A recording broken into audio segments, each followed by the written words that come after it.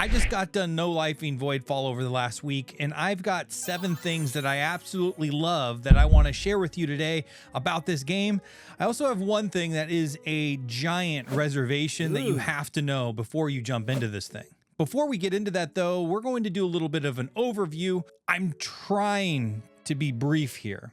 Voidfall is a 1 to 4 player cooperative, competitive, and solo game that blends 4X aspects with Euro and does it in a really interesting way. It's played over 3 cycles. In those 3 cycles, there's a variable number of turns, anywhere from 4 to 6. And in each turn, you pretty simply play a card and pick 2 actions. Everything else is sort of order of operations. It's laid out and kind of cascades from one thing to the next. But the core of this game is taking a card, playing the card, choosing 2 of 3 actions that are on the card, paying the cost associated with those actions, and simply fulfilling them. In doing so, you're building a resource engine by establishing guilds in these sector tiles. You're also able to build installations like defenses, star bases, and shipyards. Shipyards help you to build out your fleet when you choose that action. That fleet is going to help you expand your empire across the galaxy. You're either battling the Voidborn, which is basically anything orange on the map. It's this kind of cosmic force that's trying to take over the galaxy, as well as other players. In general, the point of this game is to score the most influence or points. You mostly score points through invading other sectors. When you invade sectors, you gather these glory tokens. And if you defeated a Voidborn, which is kind of like the standard enemies basically on every single tile, you collect the glory token associated with it and you add up all of your glory tokens. So there is this additive feature of gaining more glory and being able to score them again and again. If you defeat another player, you get to score points equal to their glory. The other main way to get points in this game are to collect these agenda cards. The agenda cards give you a one-time bonus action if you can play them with a complimentary focus card, which we'll get to all of that in a second, but just know that they're pretty awesome. Then you tuck them under your board and you score those goals and criteria at the end of each and every phase. Those agenda cards are a huge engine of points for yourself, and they're largely connected to kind of the Euro aspects of this game in building up a resource engine and having installations built and having a certain number of resources. There's all kinds of different criteria. The one thing to note is there's this idea of corruption. And if you see a die that has this orange kind of fiery substance coming out from underneath it, that sector is corrupted. While you can be in that sector and you can build in that sector, you cannot score anything in that sector. So you're constantly trying to get rid of this corruption throughout the game, which is kind of the remnants of the Voidborn or the influence of the Voidborn from a thematic perspective. Let's zoom in a little bit on what your table is going to look like, because there's a lot going on, and I think it's easy to get overwhelmed if you don't understand kind of what you're doing here. First, let's zoom in on this map. This map is made up of sectors. The sector tiles are made up of specialty tiles that have special abilities that when you go on them, you resolve different things. Then there's your home tiles that can never be invaded by the Voidborn, so there's this safe space, and every other tile on here is a generic sector. It's one in which you can build guilds on. There's spots for all of those guilds and installations. Once again, spots for those installations on there. It's where you will store your ships and track your fleet power. There's also a population die that's directly related to the amount of resources that you can produce, because each one of these little guild tokens on here is multiplied by the number of population, and that's related to this crazy kind of dial resource tracker. You see all the way to the left side is your level, and then just to the right of that there is your yield, and then there is the number of resources that you actually have to spend. The level is important because that's created by the number of installations times the population on a particular sector. As you spread in more sectors, you can imagine you can get that level up further and further. Just know that that level is not directly correlated 1-for-1 with your yield. As it goes up 1, your yield goes up at a variable rate depending on what that level is. A couple other things that will be stored on these sectors are the aforementioned glory tokens that you'll take when you win a battle. There's also these extra bounty and reclaim tokens that are scattered throughout the board and setup. So as you invade a sector, you get to claim those. And on the other side of those, there's bonuses. You'll also see these little voidborn barriers, and that adds to the strategic component of expansion throughout the galaxy because it makes the tiles not adjacent to each other if one of those is in between them. Lastly, there's Harbinger tokens that will be spread out for the board. They're used differently based upon whether it's a solo cooperative or a competitive. Just know they interact with the game. On the player board, there's civilization tracks, which you can go up and essentially gets you extra actions and bonuses that are really awesome. It stores your fleet power. There's this idea of inactive and active fleet power. Unless your fleet power or these little cubes are active, you can't build them out onto your board. So there's a method in tracking that. There's slots for technologies at the top of your board, which are kind of these game-breaking abilities, which we'll get to. There's slots at the bottom of your board for agenda cards, which we had already talked about. There's also an asymmetric component of this game, which depends on the houses you select. That can affect the cards that you get to play, and it can also affect the civilization tracks that you're able to go up on. Outside of the 4 kind of base starter houses, there's an extra power or capability that comes with each and every one of these houses. The player board and the hex grid map that's built based upon the scenario are really the meat and potatoes of this game. Everything else is about kind of organization and upkeep. There's this central kind of event board that gives you the instructions for the entire game. It's the way you run it. There's a lot of stuff on there. We'll get to that. It also holds these trade tokens. These trade tokens can be acquired for various benefits and also improve technologies that makes the technologies you already have even better.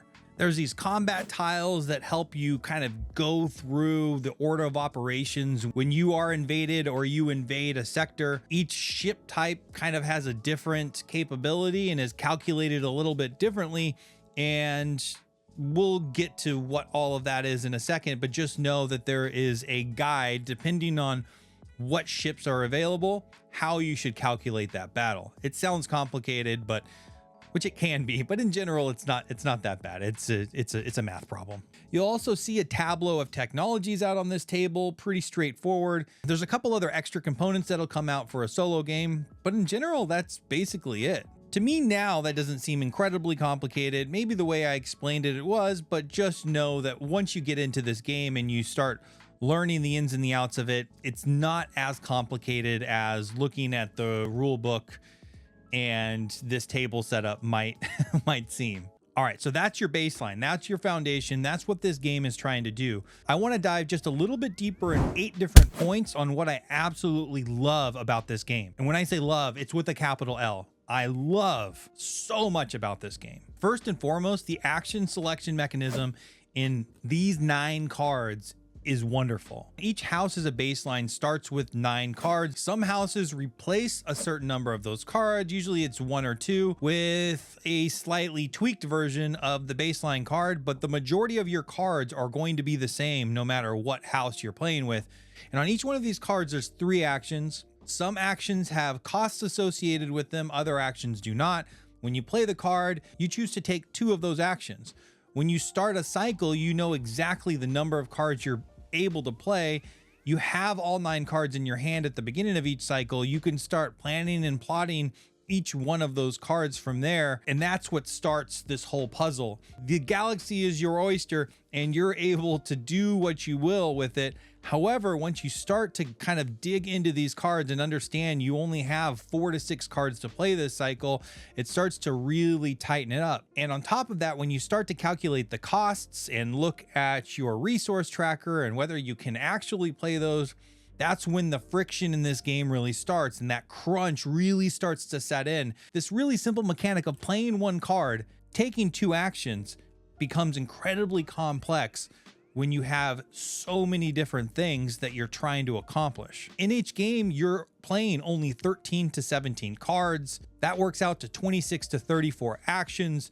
You can acquire these trade tokens, which will help to lower kind of this constant upkeep you have to pay at the end of each cycle. However, you have this constant draw on you to spend them or flip them over essentially to take the third action on a card. And I have to say, like, trying to balance even that decision, whether I keep the trade token or use the third action, can create so many interesting choices for yourself. Now, I just described a pretty tight game in playing a handful of cards for the entire thing, and it really is. But there's ways in which you can start to augment this and feel like you're kind of stealing from the game. And the first way, and the second thing I love, is these technology cards. They are awesome. Outside of the natural house differences, they're the way that you kind of strategically go and build yourself up to break certain game rules. There's quite a few different technologies. Every technology has 3 different cards. There's 2 that live out on a tableau that players can acquire, but then there's only one version of it that's improved that is only available during certain times in the game. Back to that galactic board where you're managing the game, there's 4 per cycle. They're not available at all in the first cycle, and the second and third have different technologies or improved technologies that are available that just make it so much better. There's technologies like shields. If you have a certain type of ship, which in this case is a Corvette, you gain more defense. Escape pods is awesome. There are a certain number of actions that you really want to take on these focus cards that I already described that make you take one of your fleet power cubes and put it back on your player board. In this instance, you can recall it back to your home base, so you're not losing it. You're not having to take another action to create more fleet power. It's essentially just saving you an action in the future. Dreadnoughts. So there are different classes of ships that you can get. You can always get these Corvettes that are kind of the starter ship, but there are these other ships that come in the form of technologies that you have to build out. You can start to build these new types of ships that have better abilities. The Dreadnought, for example, gives you an extra absorption defense as somebody is coming into your sector, which is super important. It's like having another defensive installation built. It makes a huge difference. It also gives you an initiative. Initiative is super important when you're trying to work out the math problem on the fight, because if you have more initiative, you get to shoot first, and that can make the difference between you surviving and taking over that sector, or you getting destroyed, getting kicked out, or even getting kicked out of the current sector you're in if you're being invaded. Terraforming, you get to increase your population by spending a material. That is huge, as we had mentioned before, that population is directly connected to your resource level, which is connected to the yield, and will give you more resources when you go and play the action to produce them. I mean, this goes on and on. There are tons of these technologies. You get different ones every single game, and they can completely change the way you play this game or the way you approach it, especially if you get it early. Speaking of getting it early, each house starts with their own technology. So you already have kind of a leg up and a strategy that you are pushing towards depending on the technology that you get with that particular house. By the way, you choose it. You get a choice between 2 different setups with each house. Each setup has a different technology connected to it. So you're already deciding out of the gates where you want to take this game. The 2 main scoring components of this game put equal weight on both the Euro mechanics and the 4X mechanics. Like I had said before, this gathering of glory and scoring the glory, whether it be your opponent's glory or the glory that you've collected if you're defeating a Voidborn, that is a huge point source for you and directly connected to the 4X component of this game. On the other end of that spectrum, these agendas that you're trying to collect and score over each and every cycle give an equal amount of importance to the Euro components of this game. They are scoring things like the number of installations and the number of resources you have, or how far you've gone up on the civilization track. There's all kinds of different things they score, but it feels like it's separate and equally important, and my attention is being kind of pulled in 2 different directions here to really make it feel like the importance of kind of expanding your empire is just as important as how you're kind of building out your empire, if that makes sense. Battle is deterministic. It is a math problem. It's something in which you calculate before you go into it. You can anticipate whether you're going to be invaded by the Voidborn at the end of the cycle and where it's going to happen. And if you're going to win, you have those actions to build up those defenses or put yourself in a position to be able to defend it. On that same note, as you're invading another sector to try to take it over, you know exactly what's going to happen. You've had a plan. You've built up your fleet power. You've moved your forces into the right space. You've left the right number behind in order to defend against the Voidborn or another player in a future turn. All of that is simple an order of operations math problem. There's this idea of approach. As you approach into a sector, the very first kind of order of operation that's triggered is, are there star bases or defenses? And they're going to do approach damage. You can, there's technologies that will mitigate that, and it becomes this kind of complicated order of operations. Who has the most initiative will fire first. If you have the same initiative, you're going to fire at the same exact time. And if you have the same amount of fleet power, it's mutual destruction and Voidborn take over that sector once again.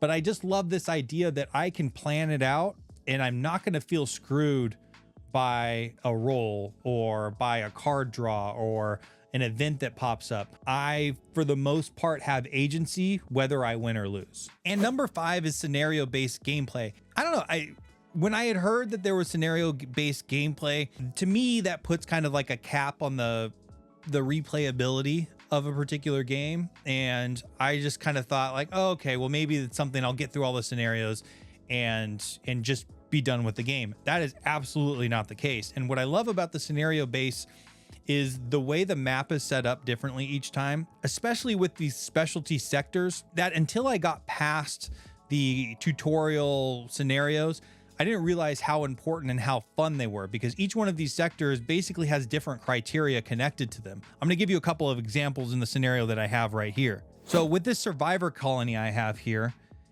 its special abilities: when you successfully invade this sector, gain 2 food and or activate 1 fleet power. That is huge. That is an extra action that you otherwise might be taking that you don't have to take any longer. On top of that, it's immune to skirmishes, meaning the Voidborn can't invade that particular sector, so you don't have to worry about building up its defenses at all. Then there's this Genesis sector. The special abilities: when you successfully invade this sector, move the corruption found on this sector, if there is any. If this sector is pure, then each time you establish a farmers, miners, or engineers guild in this sector, increase the population of the sector. That's awesome. That's another action or bonus that happens that you otherwise would have to be taking or gaining through going up your civilization track or whatever. There's also an asteroid belt on this map. If you control this sector, add 1 energy and 1 material production level. When you play a development focus, which is one of the cards that you start with, deploy 2 fleet power in this sector. That is so huge. I am absolutely in this scenario gunning for this sector because of that ability. And once again, that one can't be a target of a skirmish. That is such a relief when all of these other sectors you're invading. You're also having to do the math on, oh, how can I get the defenses in there? Because I know that it's going to be the weakest sector I have, and that's going to be invaded at the end of this cycle by the Voidborn. At the end of the day, it makes controlling these sectors like having a technology or even an extra focus card. It's giving you a huge advantage. And strategically, as you start to kind of map out your plan and start to do the math, you're really thinking, how do I get to that sector to control it? Because it's going to give me such a huge advantage for the rest of the game. And there is a ton of replayability. I could replay this same exact scenario over and over and have a completely different outcome and a completely different plan based upon all kinds of different things that interact in this game. Speaking of replayability, my number 6 are these asymmetric houses. They are an awesome part of making this game fresh and directing your focus. Each house comes with a different technology. It comes with a different setup. It'll change the amount of resources that you start with, your production level. It changes the civilization tracks that come standard on your board. So these different milestones that you're going to kind of acquire as you go up these tracks are completely different.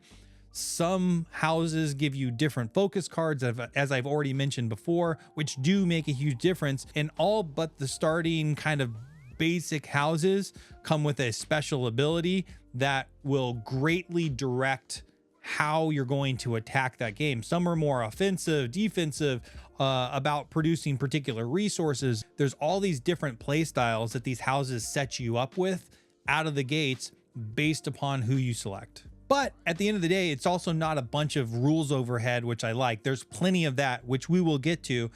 The houses is not a component of it. It's not root. You don't have to learn a whole new game to play a new house, which was an absolute relief. And number 7, and this is huge for me. It might not be for you. You might have the game group, but solo mode is unbelievable. It is awesome. This game has been vaulted to the very tip top. I don't know that it takes out too many bones for me, but wow, this solo mode, it to me is incredible. It doesn't give you an automa. You don't have to relearn this huge rule set on how to run it, because the maps and the way they're set up with these corrupted sectors, and that's who you're battling with in the competitive game already. Eventually you battle with another player and you're kind of playing that chess with them, but at the end of the day, the core gameplay loop is exactly the same. It's there in the competitive, it's there in the solo, and it's these voidborn corrupted sectors that you're constantly doing the math on and battling against. The constraint that's added to solo play is this crisis board, and you're constantly flipping these cards, and if you don't meet the requirement on that card, it's going to start this kind of cascading failure on you either having to pay more resources at the end of the cycle, or the Voidborn during the skirmish step, when they invade one of your sectors, they become more and more powerful. On top of that, these Harbinger tokens, where you're going to want to invade sectors where they're sitting in, they then go on this crisis board and help to escalate the conflict, or help to escalate the level of either the materials you have to pay in upkeep or the Voidborn fleet power as they come in and invade you.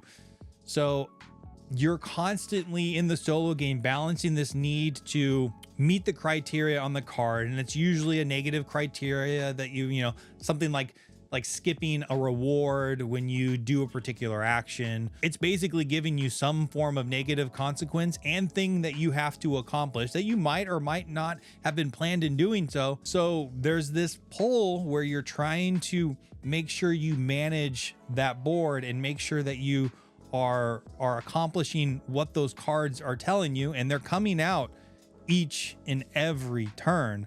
So there's a lot of them. There's a lot of things to accomplish as these come out. And if you don't pay attention, you will lose the game. You can get rid of these cards by accepting these, I don't know what they are, like little skull tokens. If you get 3 of them and you would need a 4th, you lose the game. So you can't let it get out of control already. On top of it making your life miserable, because the Voidborn are getting more powerful and the resources are becoming more and more expensive as these cards fill this board up that you haven't taken care of. And on top of that, if you can't pay the resource, you lose the equivalent of 3 points for every resource you can't pay. So it starts to become incredibly expensive. On top of that, you're balancing that against just trying to expand your empire and accomplish your agenda goals so you can actually score points. You're trying to score a certain number of points based upon a difficulty level. However, that number is variable to what you are able to accomplish. I won't go through all of them, but an example of that is each of these scenarios has this rift sector that's usually pretty far from you. If you can get to that sector and control it, which it usually has some pretty good defense and a strong Voidborn in it, yeah, you can stop them from scoring an extra 30 points. There's kind of 5 or 10 different criteria that if you don't do the thing, they score more points, but it's not through this automa that you're having to run. You're not sitting there tracking points. It's all done at the end of the game. The only extra overhead is this crisis board and having to manage that. And it's incredibly rewarding, incredibly tough. The feeling of cascading failure is absolutely there. So, you know, if you don't like the punishment of something like Spirit Island as the example, you know, you may not like that aspect in the solo, but it is crunchy. And I've only played it on easy. I honestly can't imagine on hard. I think I probably need another 20 or 30 plays, but just know the solo experience here is up there with the best. And if you were to sell this game as just a solo game, I'd probably be buying. All right, so now on to what I think is a massive hurdle in this game, and it's simply the rules overhead. At the beginning of this game, I described what is a really simple action selection mechanism. Remember, play a card, choose 2 actions, do those actions, rinse and repeat a variable number of times, over 3 cycles and the game's done. However, it honestly took me a few days of reading rule books, watching videos, setting up tutorials, playing tutorials, going back to videos, reading more rule books, referencing in glossaries to get this game up and going. I will say, once you have somebody that knows it, I think you can get another person up and running and playing this game. Maybe not with all the nuance, but you can probably get them up and running pretty fast. But the initial investment I had to put into this game to get it to the table was pretty intense. And I don't know that that should be a surprise with Mind Clash games, at least based upon the reputation that I know of. Just know it's pretty big. Like, unboxing this game, punching it and putting it away was like 2 hours for me. Setting up the game for the very first time was about an hour for me. I watched gaming rules tutorial. I watched the 3-player playthrough. I watched the solo playthrough. I read the rule book. I read the compendium and went through the tutorial.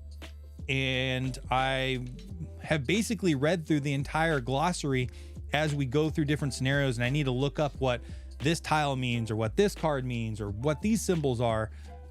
It's a lot. Enotool's art and symbology in this game is awesome. It's second to none, but it's a language. You're learning a language. There is 4 pages on a symbol reference that if you can memorize, that's the game essentially. You stare at this kind of central galactic board, you follow the order of operations, you read the symbols on everything, and you keep doing it. But for me, it was tough. It was a lot. So at the end of the day, the question is, was it worth it? And it absolutely is worth it in my mind. Your mileage may definitely vary, and I can absolutely understand somebody not wanting to put so many hours just to get the game to the table the very first time. I will say, once you make that investment, you understand the symbols, you get the general flow of the game, it's not hard, or it won't be hard, I don't think, to take a break from, come back to, and just kind of get it up and running again. You may have to watch a video or whatever it may be, but you don't have to reread everything. I don't think it's that difficult. In fact, if I were to do it again, I would say, first off, my general overview in the very beginning of this video is a good place to start, just so you have a general kind of basis of what this thing is. Then watch the tutorial video from Gaming Rules. It's absolutely wonderful. I will say I watched it, and the first time I retained maybe 20% of it, because I didn't have the foundation of what this game really was and what it was trying to do. But I've since watched it again, and it's absolutely required watching before playing this game. Seeing it in life, in action, is different from reading it in a rule book or playing through a tutorial.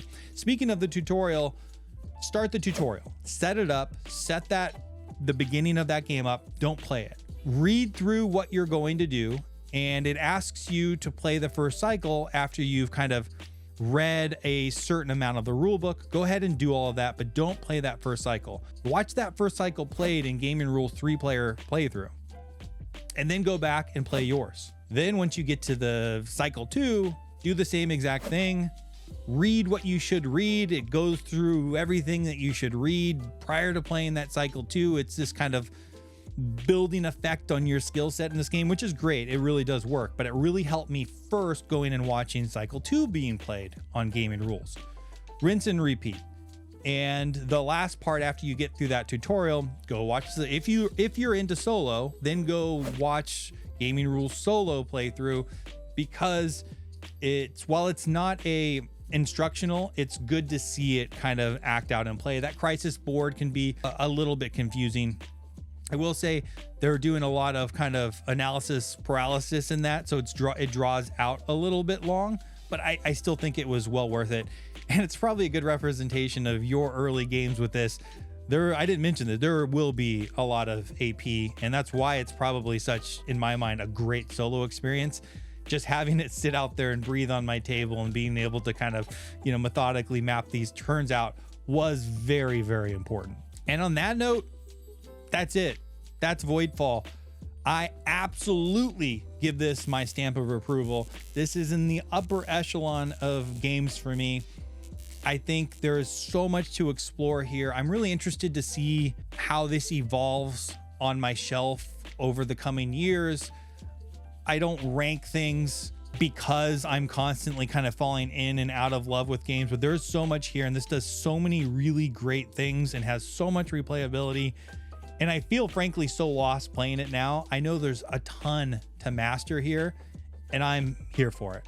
I love it. I think it's great. If anything I said was interesting, go watch a couple more reviews and then make your decision, because like I said, it's quite the investment. And if you made it this far, I really appreciate it. If I've added any value for you, maybe like and subscribe. Outside of that, I'm out of here. Have a great day.